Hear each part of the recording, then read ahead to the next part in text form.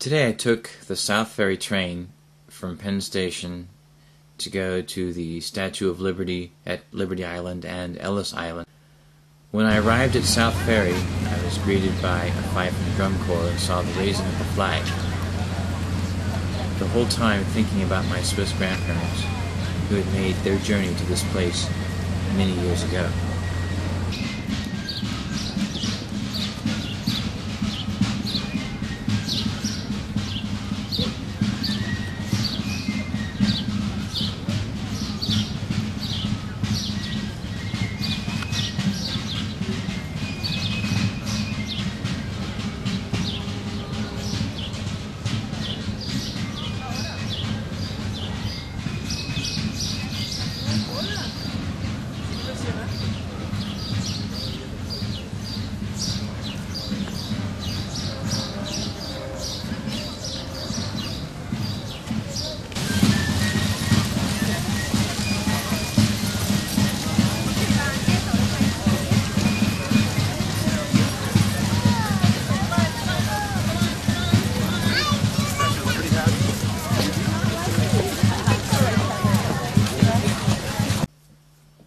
On the ferry boat, I met folks from as far away as California and England.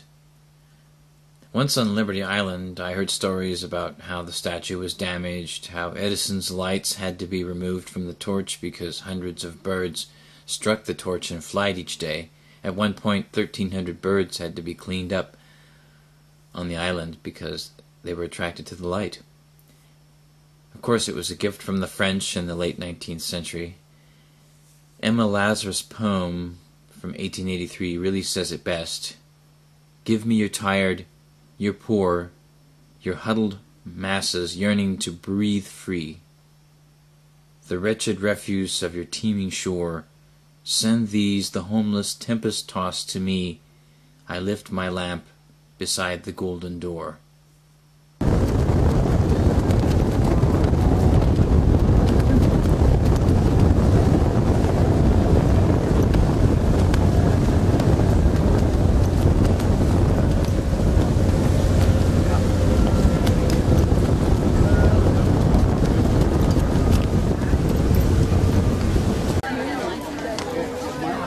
You can wander around aimlessly for hours. Get on the Ranger guided tour over there. In a nutshell, succinct, entertaining, very clever. Done. It's worth doing. So I don't want to step on their story, but I'm going to tell you a couple of my own. For years and years and years, the state of New York and the state of New Jersey fought and argued about where these two islands, Liberty and Ellis Island, resided in the state lines. In 1997, the Supreme Court decided Liberty Island was in the state of New York. 1/3 of Ellis Island, where the big main building is in the state of New York. The other 2/3 is in the state of New Jersey. But in 1905, 1906, when they put the subway lines in Brooklyn, they put that landfill right there. So I love telling New Jerseyites, there's Brooklyn and there's Brooklyn. I hate that part. I'm going to tell you a little more about Richard Morris Hunt, but he was the architect. You know, for 20 years on both sides of the pond, you know, the Statue of Liberty came from France, the people of France, not the government, and the pedestal came from the American people. For 20 years, they tried to come up with the money to put the monument up and failed. Well, I'll tell you how they succeeded a little later. But what I want you to notice now, because we're standing here, see those round little discs around the Statue of Liberty? I mean, the pedestal, 38 of them. Richard Morris Hunt thought he could get the states to donate money if we put the state seals on the Statue of Liberty's pedestal. Guess what? Nothing up there. And I actually had a teary moment thinking about my parents, my grandparents, gosh I'm tired, coming to this country. And I was actually able to find information.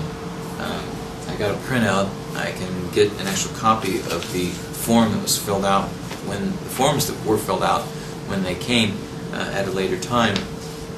But I was able to get it registered. I found both my grandfather and my grandmother. My grandfather came first, He arrived on March 31st, 1913. He was 23 years old. This record even shows where he lived in Switzerland, Wielbo, Switzerland. I did not know that. I thought he came from the family farm, which is in Samstagern. It even shows what port of departure the ship came from and the name of the ship, the Rochambeau in Le Havre. It was shows that he was single at the time, and I looked at the form, and it does show that his final destination was listed as Spokane, Washington. So I knew that's exactly who it was, and I assumed that the name Niswander was misspelled because of Ellis Island. As it turns out, his name was spelled exactly right. As a matter of fact, on the form, ordinarily they just put the first initial and then your last name and not the entire first name. In his case, somebody had actually written E-R-N-S-T, even though it was a sloppy job and it bled over into the line next to it. So somebody actually even wrote his full name there. And also how much he spent, and he was in second class on the ship coming over. The ship left Le Havre March 22nd, 1913, and arrived in New York March 31st. And my grandmother came shortly thereafter. I didn't have as much time to look at that information, but I will revisit it. But it was an emotional moment the whole day. I walked through Wall Street to the World Trade Center.